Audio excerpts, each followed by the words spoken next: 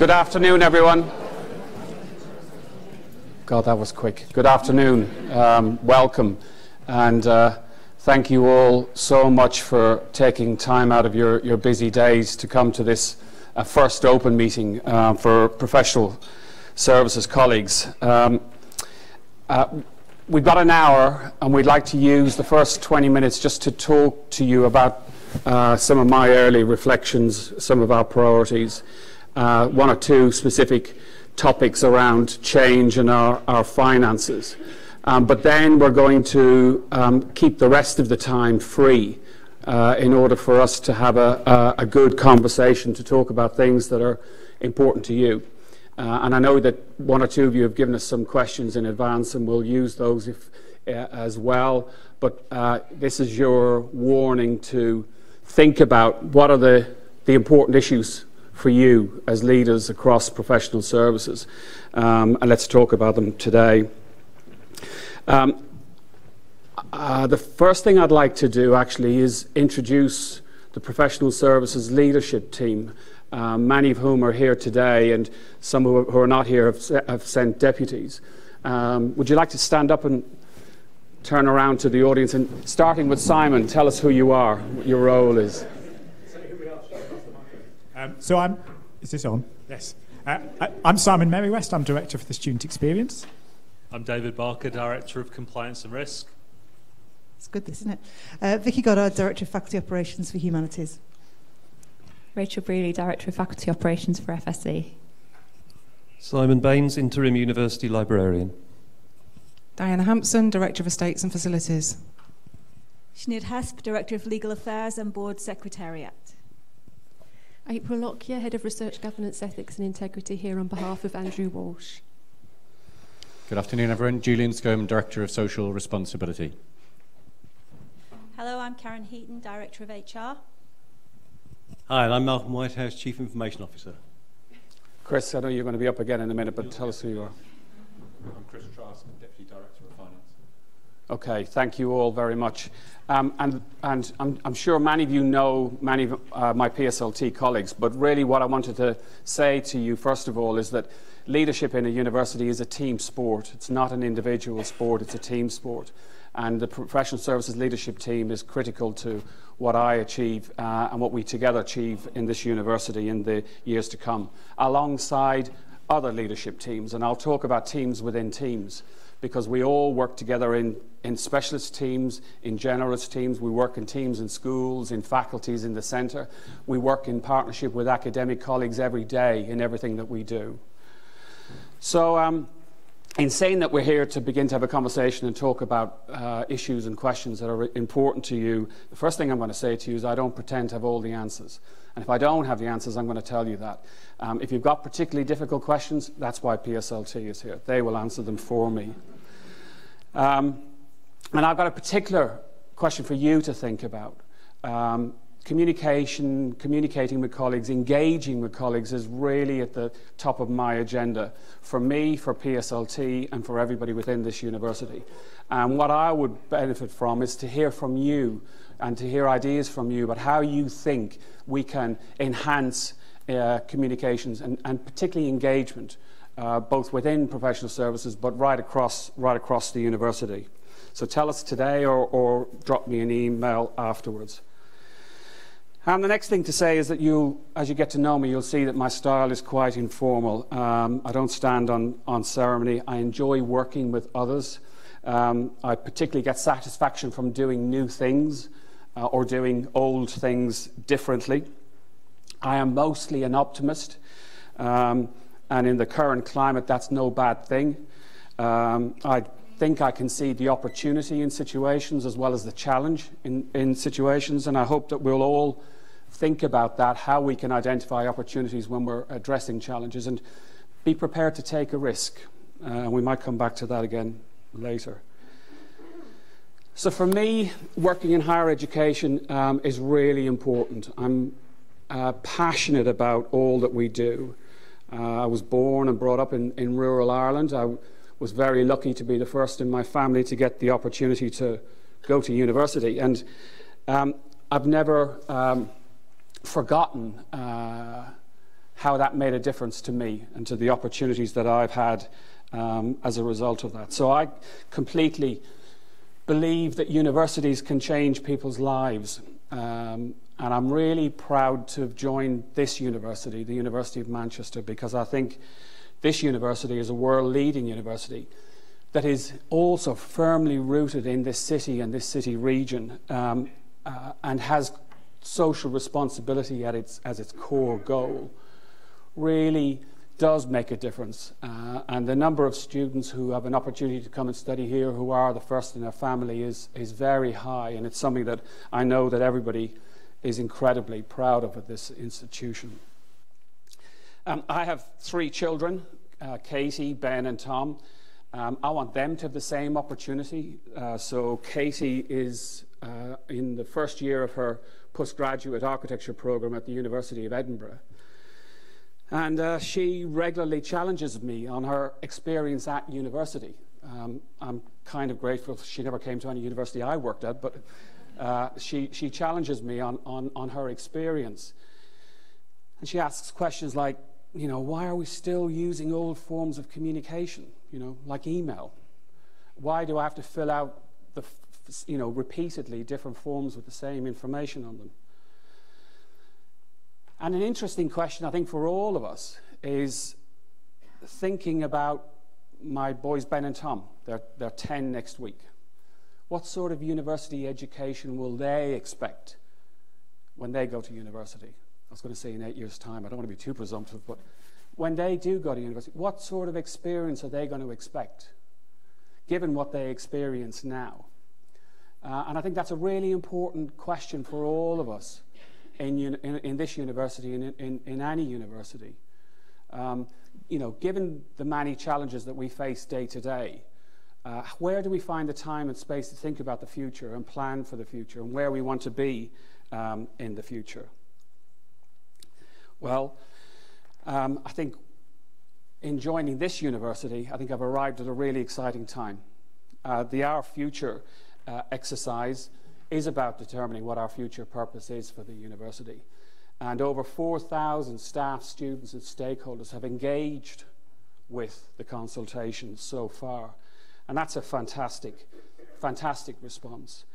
And it's thanks to all of you right across the university who've helped to ensure that so many colleagues have engaged in the conversation. But don't think it's over. This is really only the beginning, and there's much more to do over the coming months, and your commitment will continue to be essential to that work. This is a really great university.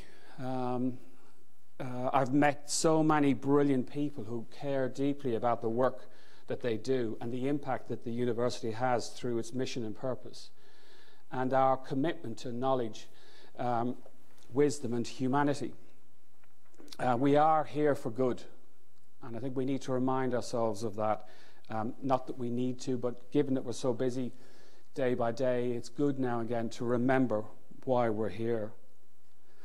But we also need to think about how we can improve, how we can continually improve, and what our roles as leaders are now and into the future. We need to think about how we continually improve and innovate in what we do. We all come to work to do a good job.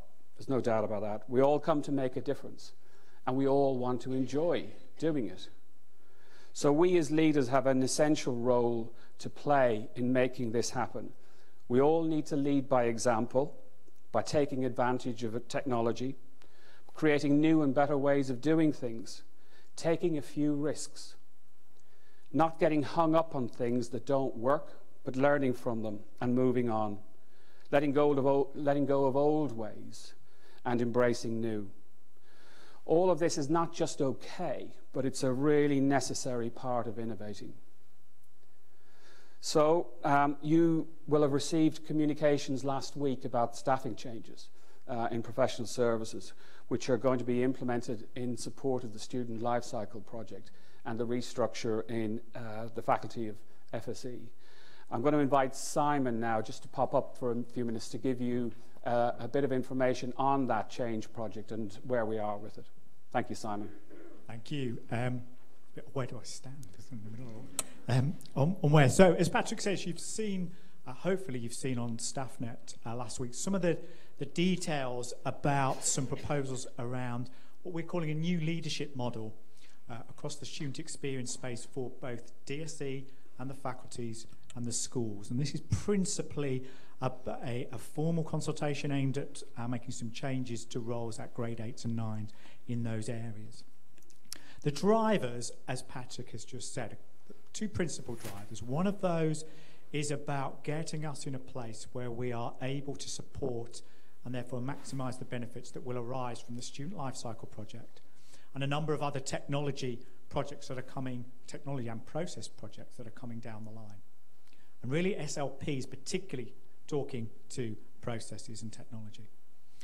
It's also about getting us in a place where we have a structure that supports the new faculty structure in FSC as they move to a school academic structure and therefore the professional services structure to follow from that. But it also talks to a number of other drivers as well that are sort of beneath those. Certainly over time, of course, I mean, this university in its current state has been in place since 2004, and structures evolve and things change, and roles and responsibilities and accountabilities naturally over time become blurred to some extent. Some of the other drivers around these changes talk to some of those elements. So talk to a place where, for instance, if I take student support as an example, we would like to be in a place where within every school, within the faculties, within the relevant parts of DSE, in the student support space, for instance, we're absolutely clear about where students can get support. That support is followed through. We use technology, and some of those changes coming out of SLP to do that as well. If a student is reporting they have some issues or some concerns or need some sort of support, we log that in a place where they first report that, and we can follow that through in a particular way. And everybody is clear about their responsibilities within that. The schools, the faculties have a similar structure. We're also looking again at where in the university certain activities take place. And again, over time, things change for good reason. Particular activities, if you take admissions as an example, happen in lots of different layers and lots of different parts of the university. So again, this is an opportunity to look at some of those elements and decide, alongside process, alongside technology, alongside all the other drivers that have come along and where we are as a university at the moment and how we would wish to operate, what's the best way of delivering those services and providing the best experience we can for our students and indeed for all of us as we work together and work to support them. Just a final, more general point about these particular set of changes. So they've been brought forward by myself and the directors of faculty operations. Two of them sat down, Vicky and Rachel sitting at the front here, Joe Clegg from BMH as well. We're trying to deliver and support change with these proposals in a very different way than we've done previously in the university. One of the things that comes through very strongly in staff surveys and other things is that the university staff in the university don't feel as though the university supports change as effectively as they might do. They don't feel sometimes that the university is honest enough. It doesn't give people enough notice in advance. It doesn't explain the rationale in advance for change.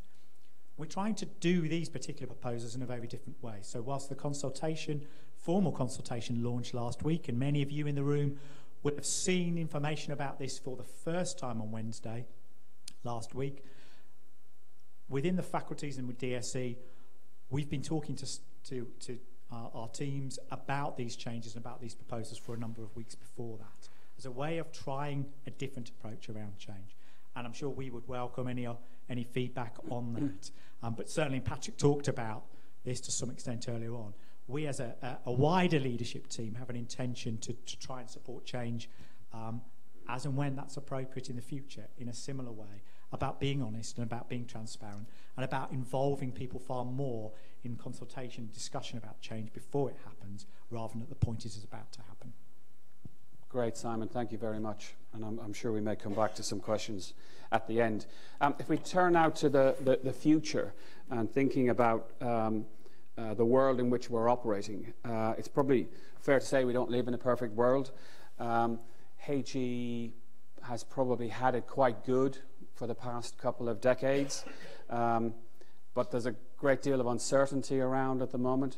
I'm building up Chris's financial statements at the moment. But we all know about Brexit. We're all tired of Brexit, but Brexit presents various uncertainties for us. We have the Philip Auger post-18 review of funding, and some of the rumours coming out of that are really quite concerning about what the recommendations may be about funding for home students in the future. So there's a lot of uncertainty around, but one of the things that Steve, Dauncey and Chris have been doing is begin to engage with colleagues around the university to help them understand how the university's finances work. There's a lot of talk about finances and universities being awash with cash or not awash with cash, and it's sometimes very hard to distinguish the wood from the trees. But Chris is going to give us a quick overview of our financial performance for the previous year, and you'll see more information as well over time about how the university's finances work. So over to you, Chris.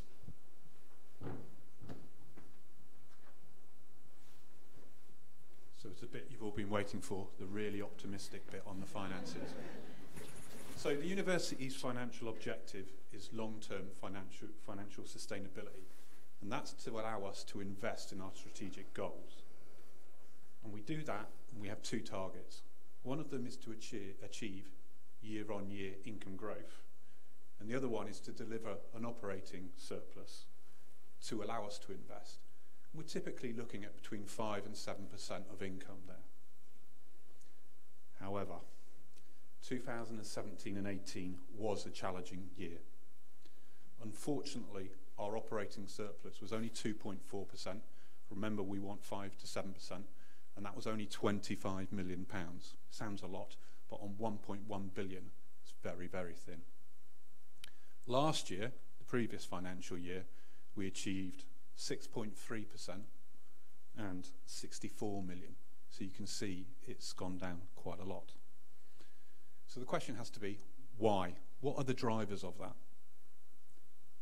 Well, there's numerous reasons, but there's two principal drivers. One is the fact that our home UG tuition fee is capped. It's not growing at all, whereas our pay costs, which are the university's by far most sizable cost, is increasing year on year, not least due to increments and inflation. The second point and driver is the fact that we're only recovering on research less than 75p in the pound. That basically means that we are subsidising research income, and we're subsidising that primarily by international student fee income. So £25 million operating surplus clearly displays that it was a really challenging year.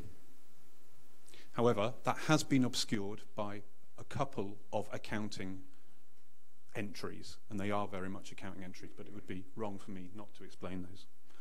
One is a 59 million actuarial gain on pensions.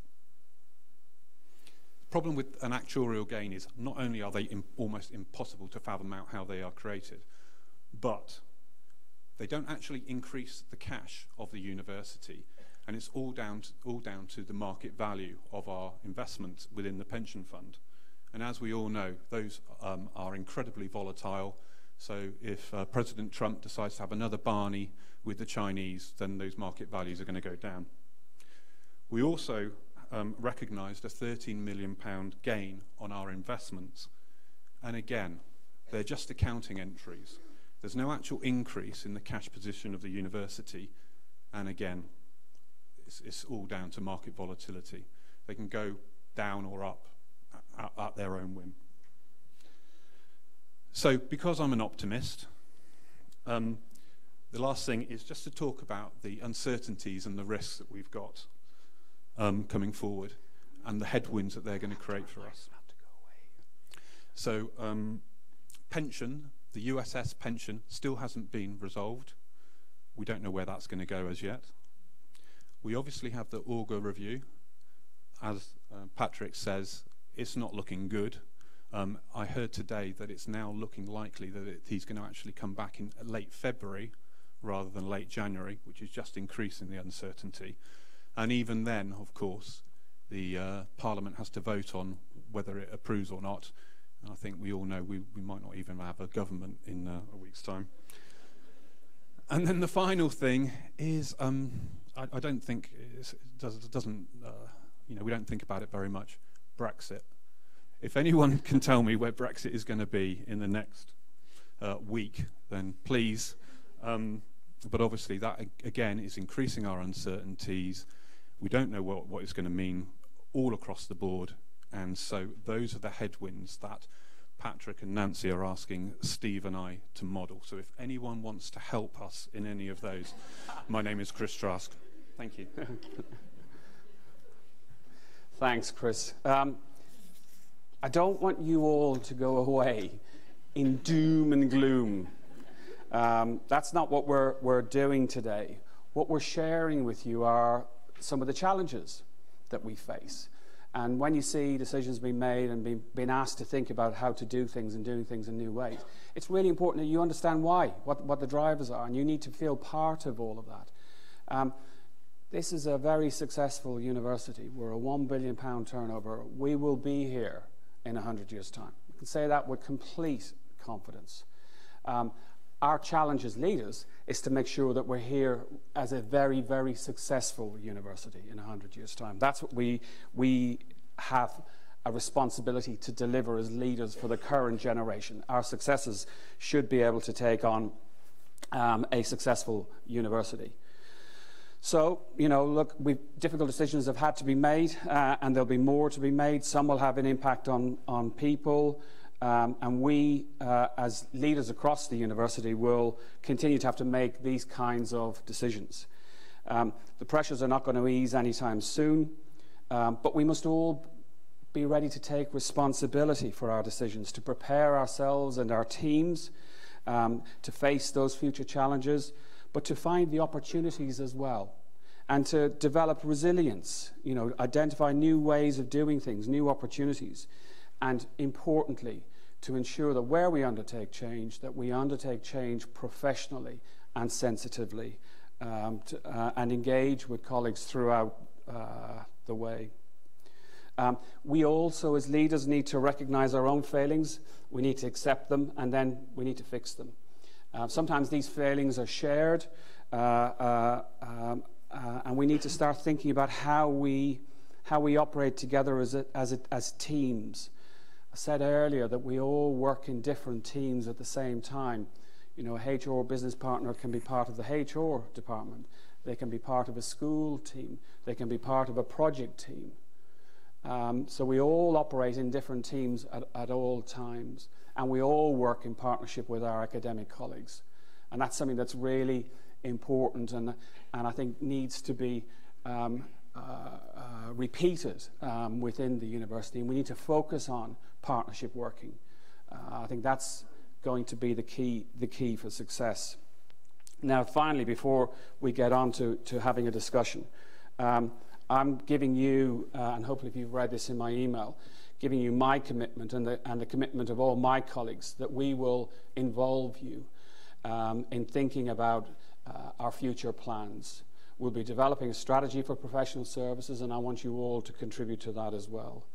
We'll take on board your concerns, and wherever possible, you will be involved in making decisions about our future direction.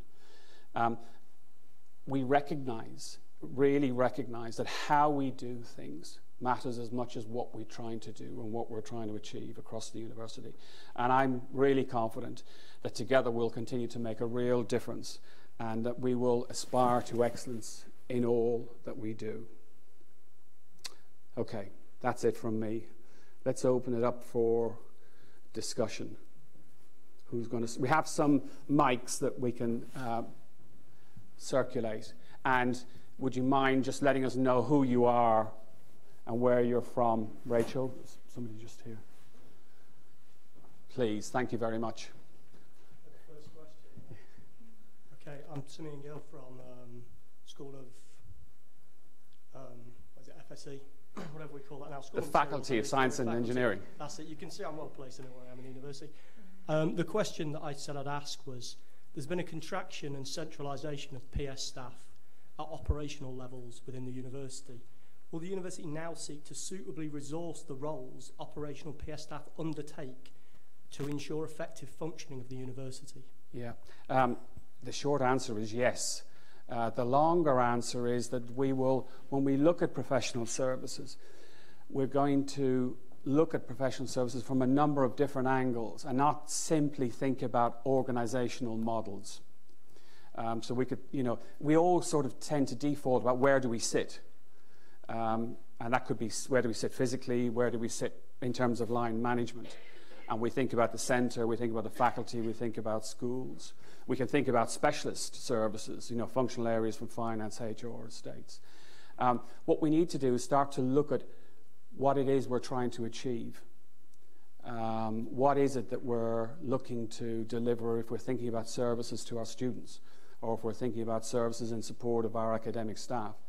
And we work back from those objectives to develop an organisation and process model that is not just efficient, because efficiencies are now very, very important, but that they're also effective. So I think you're asking a really important question about where people sit. I think the answer will be a more complex answer about what's the operating model that's going to be most efficient and effective for service delivery. We've got our PSLT away day this week to start to think about professional services strategy and some principles, design principles that will shape the future of professional services in the university. And they will hopefully make sure that where we undertake change, we don't just do it in response to one set of variables, like where people sit, but we think about it more holistically. Does that help? It does. It does help to some degree to sort of know there's a plan going forward for it. I mean, as an academic, I recognise the really important point of positioning that PS staff play, you know, the role they play. Yeah. And from my perspective, we see a reduction in centralisation. Yeah. That takes away the important informal working relationships we have with people, which make things work fluidly, and it also decreases the number of people we can have to balance the workload. And every PS staff we lose, that's hours that have got to go somewhere. So the response is pleasing, and especially the things you've said about listening to people, I think they're really important, but getting a balance of staff is crucial for us. Yeah. Hi, I've got a question. Hello. Oh, hello. Hi, I'm Yvette from the library. Hi. Hi. Could you reassure us around the change process and how staff are going to be supported and brought along? Yeah, so we have a change team. We have processes already around the change projects. We have live projects. And, you know, in the ideal world, we would say, let's just pause everything for 2 years and let's work out how to do it really well. And then let's restart the change program. We don't have the luxury of that. So we are, again, spending time as a leadership team thinking about how do you implement change effectively. You know, it's sometimes we think about change in silos in the same way that we work in silos. We think about an organizational staffing model. Where do people sit? We think about our academic portfolio over there, and we think about buildings over here. And we don't necessarily connect all the interdependencies. That's really the first step. Because until you connect those interdependencies, there are unintended consequences that when they come out down the line, the impact on staff on the ground. So it's all about the planning and preparation for projects. That's really what it's all about. And we have to somehow steel ourselves to prepare properly before we implement change. Now, some of the stuff around Augur is sufficiently concerning that it might require us to do some projects quicker than we would otherwise do them. And nobody wants to get into that situation. We want to plan change on a strategic basis. We want to provide colleagues with the support that they need going through that change process. In the ideal world, we would provide resilience training before we start any project, because actually sometimes it's just the unknowns around change that are the most frightening for colleagues that are involved. So, I mean, we're very committed to doing it well. It's going to be quite a challenge, but that's not to say that we're not going to give it our best shot. Hiya. I was going to ask one question, but I'll switch it to another one.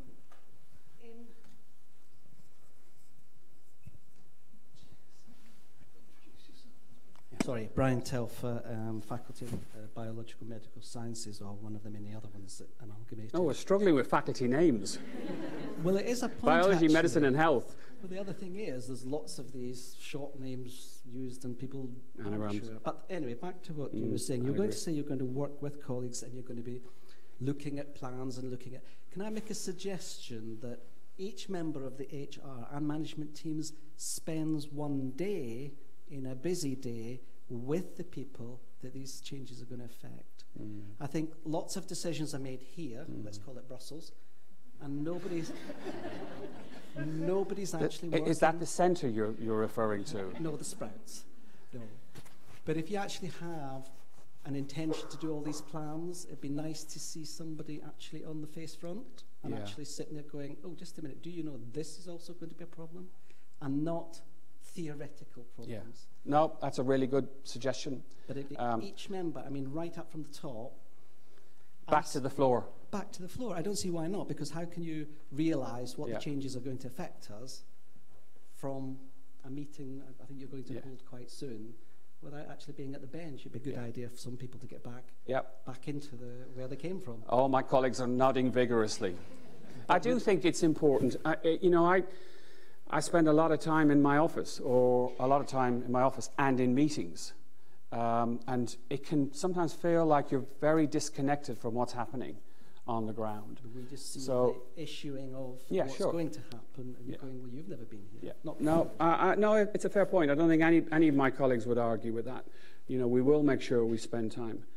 I did ask one of our professors today if I could spend a day with him. He's a pathology expert, so there was a bit of a morbid fascination there as well. But I was particularly keen to see what does it like for a clinic on the ground in a typical day. So yes, we're committed to that. Okay. For the other questions. You let me. Well, if there aren't any more, no. Here we go. Do you want to pass the mic just back up diagonally behind you? There we go. Thanks, Graham. Hi, I'm Shan from the Student Lifecycle Project. Hi, Shan. Hi. This is the project that's going to deliver absolutely everything to everyone, if we're led to believe what some colleagues will say. I'm loving the way everyone's looking at me now. I'm really not very high up in the project. So two things that were quite welcome. One was that you're talking about the PS strategy. The other thing, I had sent my question in, and I think a bit of it's no longer relevant. One of the S's has gone from PSS. What's the? One of the S's from PSS, so support has now gone. Yes. So I thought that was good. And my question was around the way we articulate what we do as PS. And do you think doing a PS strategy is a good time to start thinking about that? Because we're a place of education and research, but we're a landlord, a national influencer, an employer, lots of other things. So how do we start to articulate the work that PS do as sort of strategic and creative outputs of the university as well? That's really, really, really good point. And do you all know about the Wonky organisation? If you have a look, there's a podcast that's worth listening to. I think Sean Waring from South Bank talked a lot about how do you describe professional staff, let's use that for a minute, in a non-negative way. You know, why are universities academic and non-academic? And that's really at the heart of what you're talking about, Sean. There is no easy answer to this at the moment, actually. So, you know, even professional services is not perfect. You know, there are many technical colleagues who would say they're not professional. Well, they're professional, but they're different. We have administrative staff, we have clerical staff, we have manual staff, we have all sorts of specialists.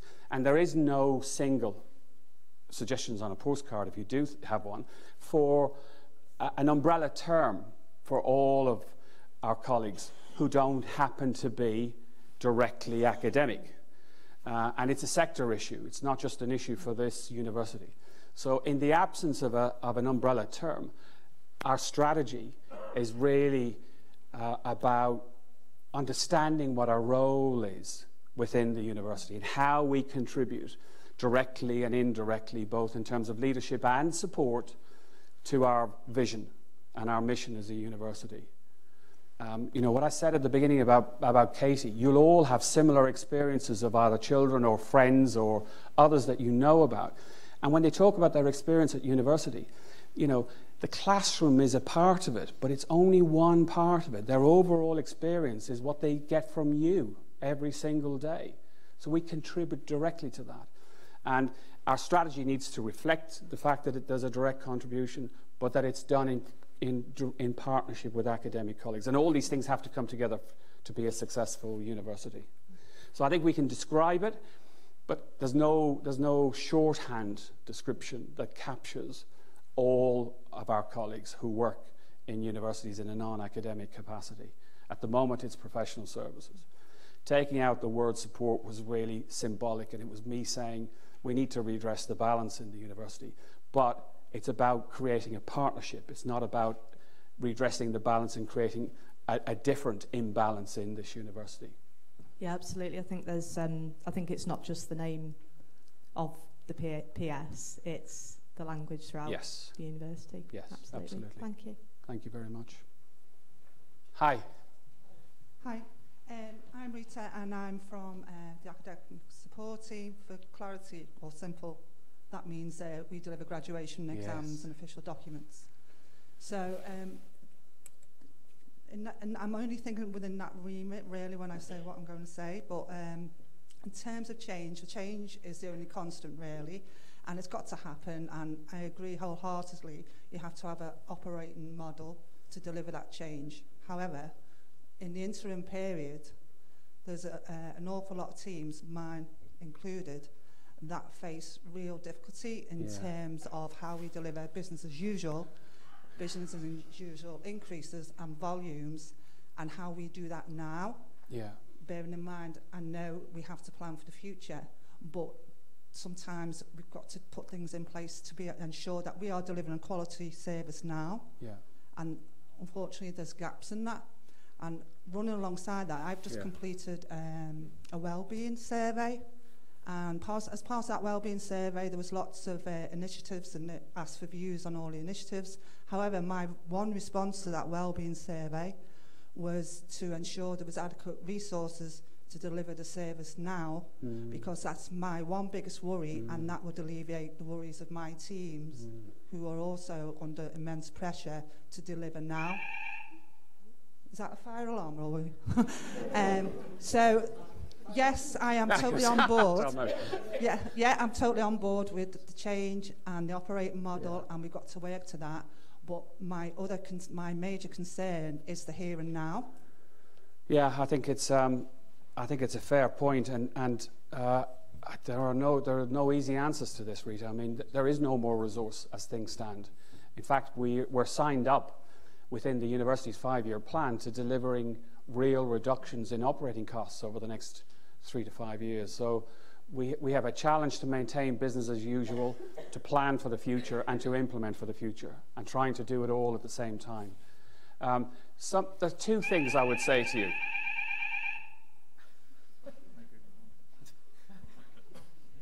If I run, you run.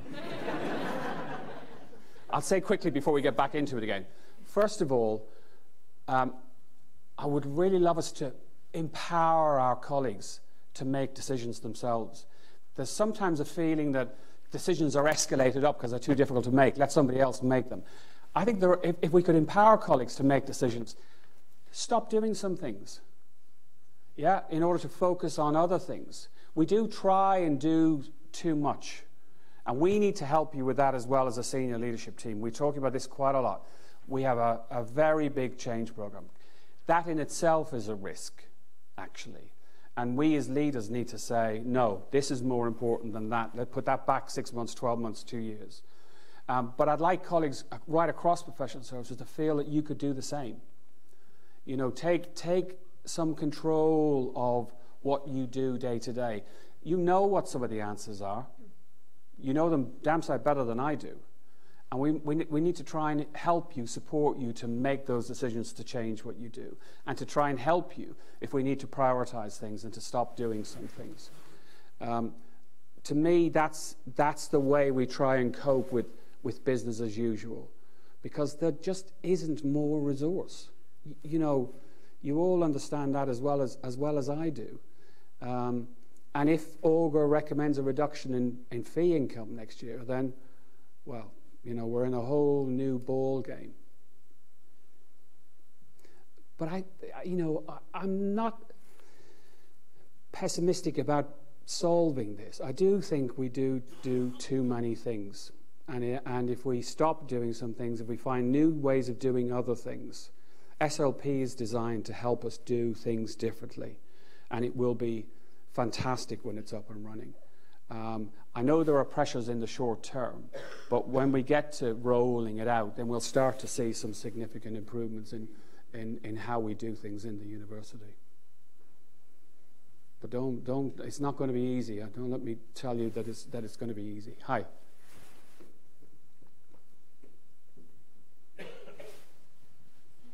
Hi, my name is Fidel Peacock. I'm a research technician from FBMH, School of Biological Sciences. My question that I submitted was to do with staff development and career progression. I think the university has diverse workforce and there's like diverse policies to match that, but I don't always feel that the policies always match up with the staff maybe at the right time. Or the three examples I can think of is when we did Athena Swan survey, a lot of the flexible working policies weren't taken up by staff. Another example was the HERA regrading process. It's like I see a lot of emails with academic promotions and things being shouted about, but very little sort of given airtime about the HERA regrading process or how that works, or demystifying it maybe. Okay. And the last thing I can think of is the from fixed-term contract to permanent contract subject to funding. That's also, I don't know, it's very hard to get a lot of information around that, on what that entails. So I'm just thinking how we can do that better, where we sort of help staff to match with the right policy throughout their career at the university. I know Karen will want to say something about this. Can I just say something about promotions? And I don't know how clear it is here, but you know, academic promotions is a very different model to professional promotions. In academia, you have a career path, and you're promoted through your career path.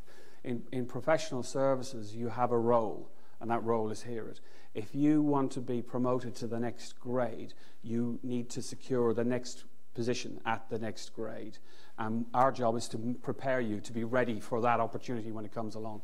So with that distinction, maybe Karen, you'd like to say something about the other points. Yeah, there was a lot of points that you were trying to get across there, so forgive me if I miss any of them. Obviously, we're very keen on people developing and growing, and obviously the PNDR, the professional, the personal development review, is a part of that process, and that should go hand in hand with discussions with your line manager on an ongoing basis. In terms of the demystifying some of the other areas that you mentioned, then clearly we need to take that on board, because all the policies and procedures are there on the net. We do have Managers Essentials, which is a toolkit for managers to help managers through that process, but perhaps we need to revisit our guidance notes for staff. So when we're not trying to hide anything from you, we are trying to make things as straightforward as possible. It's in our interest to do that. On flexible working, we're often cited in the press as having exemplar policies and procedures on that. We've just had a period of open invitation for staff on the StaffNet. I don't know whether you saw that. It closed on Friday, asking staff for their views on flexible working, so that we can feed them into our thinking about what would we do if we were going to change these? Can we take on board the ideas that the staff would like us to do that makes, you know, that balance between working life and home life a little bit easier? So I'm not sure whether I've answered all your questions, but that's the gist. I hope that helps. Thanks, Karen. Thanks, Fidel. Do people generally feel that the rewards for working in university continue to be Very good in the university. I'm seeing some nods. I mean, I know there, you know, we all know that there are issues with the pension scheme, both the USS pension scheme and our own local pension scheme. And they are just real issues that we're facing right across the sector. And hopefully we will, at the end of the current process, end up with a pension provision that will continue to be far and away better than other sectors, frankly. So I'm not unaware of the issues around the pension schemes, but it seems to me that overall our family-friendly policies, our other policies, equality and diversity policies, are really second to none in this university. Other questions? Yes, sir. Hi, Neil Chamberlain, Staff Learning and Development. Hi, Neil. Hi. Some years ago, there was a famous book by Tom Peters called Thriving on Chaos. And I'm not advocating that necessarily here, but how do we as a university become better at thriving on change? I don't know if thriving on chaos is a good model at all. I think having burning platforms and having serious challenges to deal with can sometimes help, but they only help in a way that gets everybody onto the same page very quickly about the drivers for the need for change, it seems to me. So in the absence of those, and let's hope that we don't have those burning platforms, then it seems to me that change is about dealing with change, is about having a clear long-term vision, knowing about where we want to be as a university, having a strategy that helps us work towards that vision. That to me is really, really important, because that prevents us from being buffeted to the point where we start veering off into a completely different direction and end up where we didn't expect to be. So I think having a clear long-term strategy that's built on our values, our purpose and our mission, is really important.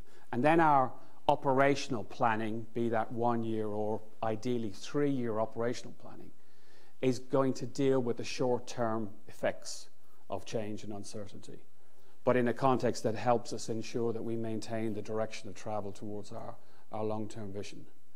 For me, that's what it all boils down to.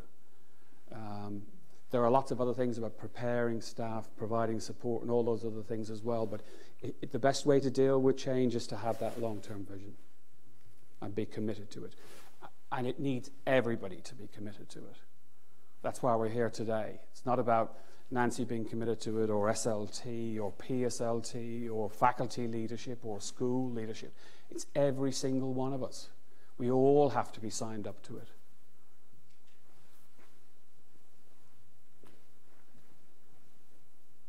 You're all very quiet this side. I thought I'd move over here. My namesake, Mr. Hackett. God, this is weird. How are you, Patrick? I'm very well, thank you very much. It's like looking in the mirror. No, it's not. I acknowledge here and now he's better looking than I am. I doubt that. But, my name is Patrick Hackett. I work within FSC, within the faculty office. And it's back to the point I think the gentleman behind me made, just around fixed term versus permanent. Yeah. And once we're over a certain time limit within the university, we kind of have all the rights of a permanent member of staff, so there's often a question as to why they don't become permanent anyway. And then beyond that, I think it makes a massive difference as to the quality of person we can attract. Yeah. So it's more of a consideration as to how we can offer more permanent roles, considering we really know that there will be permanent roles. And finally, just within that frame, we've seen a lot of staff move to other universities, some very close by, and I think that's becoming more of an issue, and it's how we can stop that. So those are all they're really important points. The issue about contract status is a really important issue, and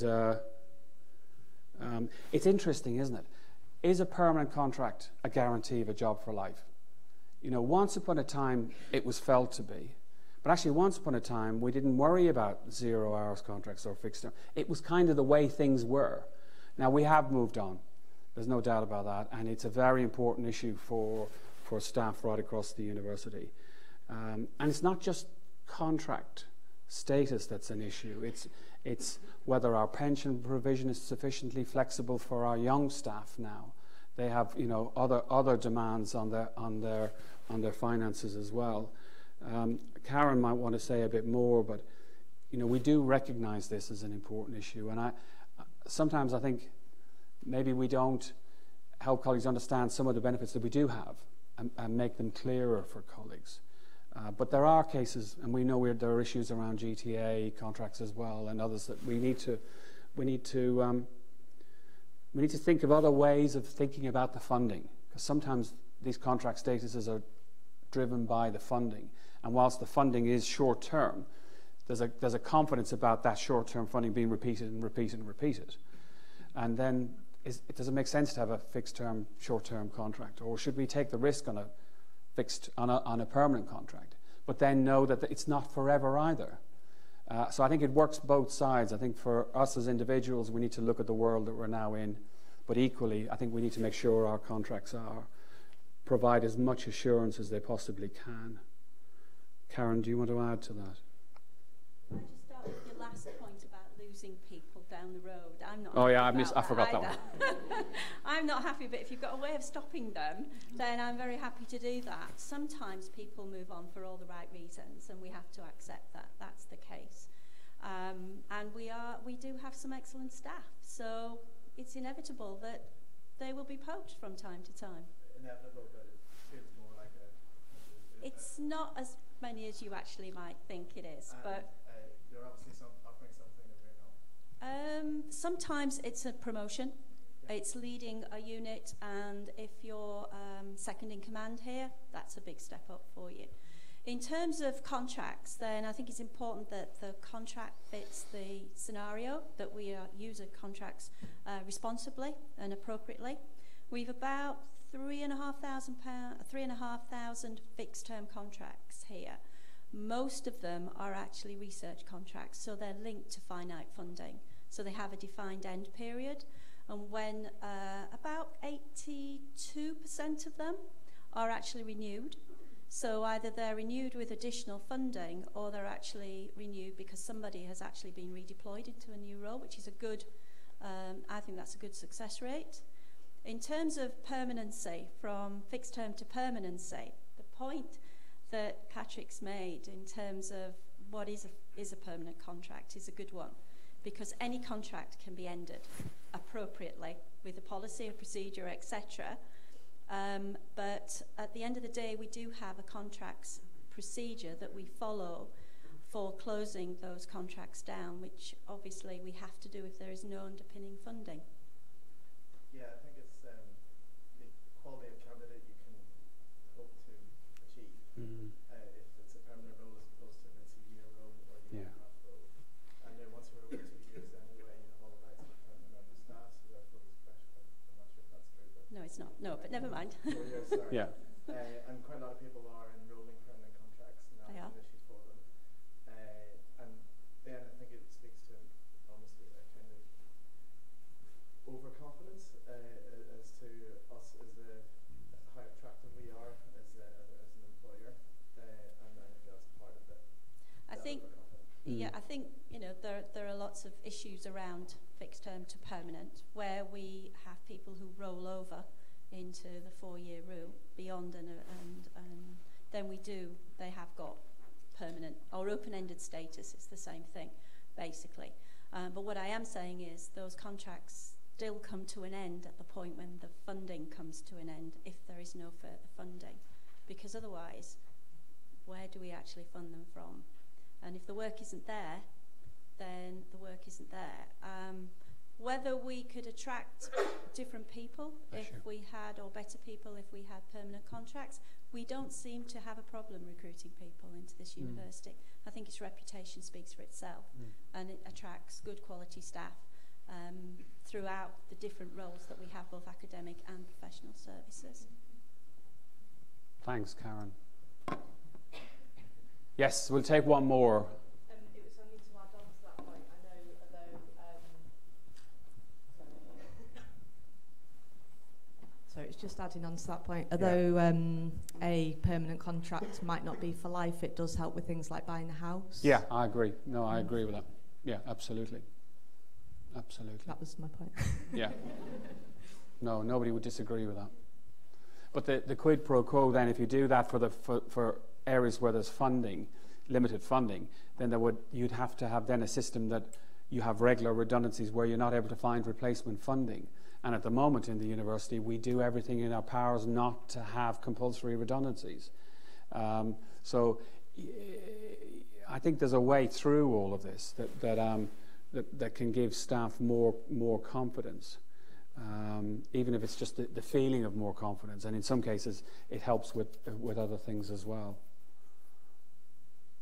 I'm not aware. I mean, I've seen some anecdotal evidence about people moving down the road to MMU, but I also know of some colleagues who've moved this way. In many cases, they've moved to MMU for a higher graded head of role because it's a smaller institution. I celebrate people being promoted. If it's to another institution, then that's what we're about. We're about preparing our staff to be better and to succeed in their own careers. In the greater things, we also recruit a lot of staff from other institutions. So I think that's a sign of a healthy ecosystem. Okay, I think we're at the end today. Can I just end really by thanking you all so much for coming here today.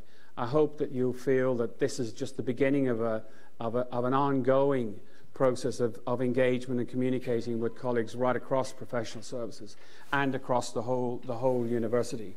That's our commitment to you as a leadership team, and I hope you'll take that opportunity up. For those of you who were too shy to ask a question here, email me.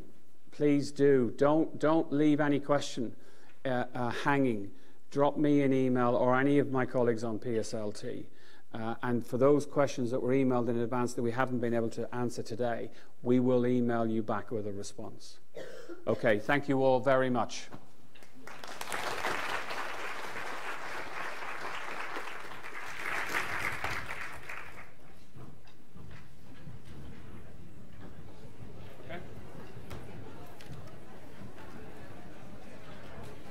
Well done, Chris. Sorry, No, not a problem. I could see you just dropping them as you were going along.